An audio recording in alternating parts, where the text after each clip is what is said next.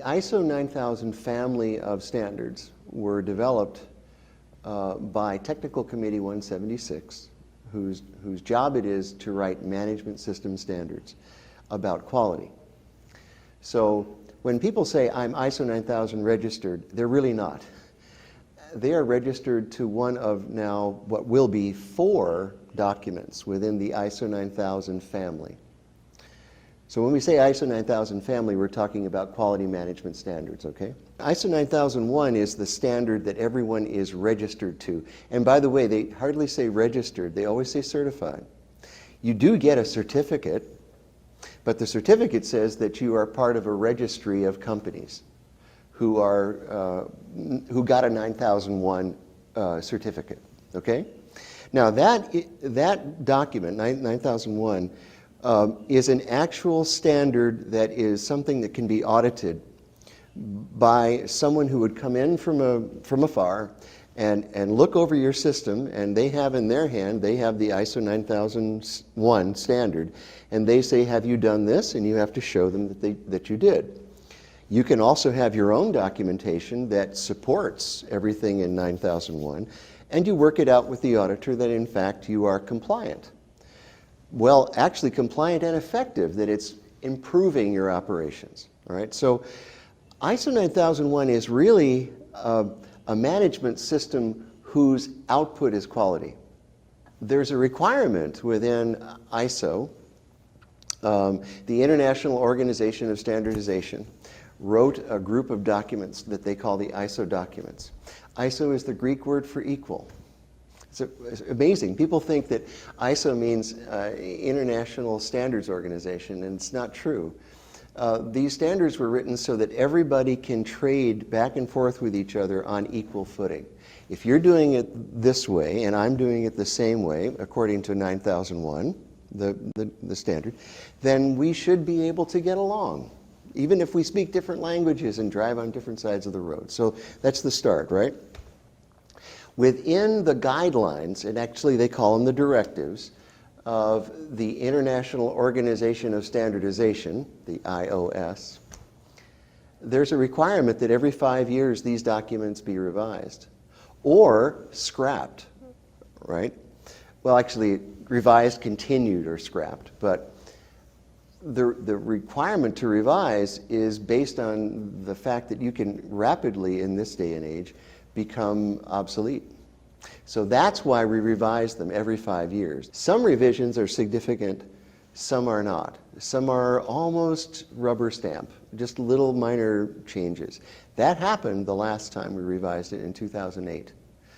Now this is a wholesale change. A whole bunch of new things have happened this time.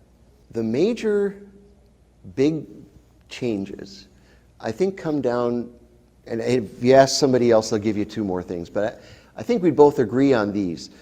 One is that we're introducing the concept of risk-based thinking. Risk-based thinking. Now, it's not risk management, it's risk-based thinking, where an organization, when it's trying to figure out, well, where it's going and what kind of goals are attainable and how to get there, what its objectives are, it can use a risk-based approach so that it's less hunch, less guesswork, and a lot of, well, let's put it in layman's term, weighing the pros and cons, right? There's opportunity in risk and there is danger in risk. How much of one or the other are we willing to bring into the organization, right? Let alone from one department to another. The sales force takes in high risk, but manufacturing floor, you want no risk. The help desk, you want very little risk there. You want to be able to answer the question and be done with it. The second thing is, for many, many years, and these are for the organizations who have been in existence for some time, not the ones who've never been registered. It's been very difficult for some organizations to have the quality system first be appreciated for what it really is trying to accomplish, and second, to be actually married to, wedded, overlay the actual business itself. So this is the first time that the quality system is directly, and we're saying it straight out, is the business system. There is no bolt-on over the corner here. Well, here's our quality system over here. Take a look, right? Instead, quality and business are united. So the business objectives are the same as the quality objectives. And in a large numbers of organizations, the business objectives are here and the quality objectives are here. And these two support each other, but there's this gulf between the two. And this is really significant that we're actually saying these two must be the same. I think the one that's going to have the biggest impact is that everyone's used to the old structure. Can you imagine if you if you heard that there are no longer 10 commandments, there are now 9? That's what we did. There were 8 management principles, now there are 7. There were sections 4, 5, 6, 7, and 8 in the old standard. Now there's 4 through 10.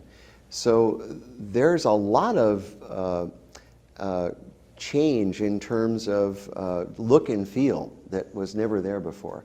There are new titles to sections that weren't there before. So for those who have been in the game for a while, they're going to see a brand new look and feel, if you will. So that's a third component. There are, I think, some elements within the standard that everyone was were confused about in the past. One of them was preventive action. Well, it's not there anymore. That was replaced with risk-based thinking. So preventive action is gone, and that's going to be something that will take a little getting used to in a lot of organizations. So those are a few of those things. Much like in the past, there'll be 3 years to transition from one to the other. So I make clear in the article to take your time, do it right, but don't lollygag. The biggest problem, and here's history. We don't want to see it repeat itself. In the 2000 revision, which was one of the major significant revisions, a lot of people waited till 2003, and the number of people who wanted to upgrade their registration at the end of 2003 was just crazy, and the registrars couldn't get to everybody. So work with your registrar and get in front of the rush. The first piece of advice is don't do anything right away, because we're still in what they call the draft international standard phase. When you're in the draft phase, there are still considerable changes that could come into effect. So wait until the middle of next year or so, when we're at what they call the final draft stage. Then little will be changed. So wait until next year, really. Just calm down. And then from that point on, you'll be able to get copies of the standard as of September or so. And then just slowly, as I said, start working your way into this. And especially start dealing with top management early on so that they can see the difference between the old and the new, and that this should be a welcome new level of involvement on the part of both the quality manager or director or practitioner and the top manager, be he a vice president, president, whatever, to see that when the two are actually combined, that there really are, that no one's working at cross purposes. You know, the last thing you want to see in business is duplicative effort. You don't want to see people duplicating, right, what other people are doing. And I think a lot of duplicative effort could be reduced in terms of management if an organization saw the advantages that are in 2015, ISO 9001 2015. So work with your management group to start off with, to start really digesting where this has gone and its advantages. Again, look to find the payoff, not the price. You know, it's not that we don't see that some organizations will be challenged. I'm not trying to paint a perfect picture, but the challenge is the whole point. That's how you get to the next level.